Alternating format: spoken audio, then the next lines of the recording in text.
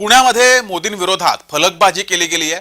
पुण्यातील सुशिक्षित बेरोजगार या नावानं ही फलकबाजी केली गेली आहे। ज्या ठिकाणी पंतप्रधान नरेंद्र मोदी यांची सभा आहे त्याच ठिकाणी ही फलकबाजी केली गेली आहे। सभास्थळाजवळ असलेल्या मैदानात हे फलक लावले गेले। पंतप्रधान नरेंद्र मोदी यांची पुण्यात संध्याकाळी सभा आहे आणि याच सभेच्या परिसरामध्ये सुशिक्षित बेरोजगार या नावानं फलकबाजी केली गेली आहे।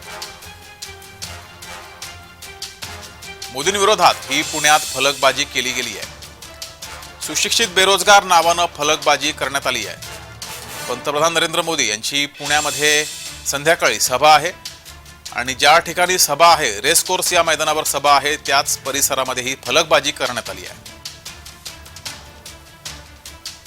तर पुण्यात ज्या ठिकाणी पंतप्रधानांची सभा आहे त्या ठिकाणी ही फलकबाजी केली गेली आहे।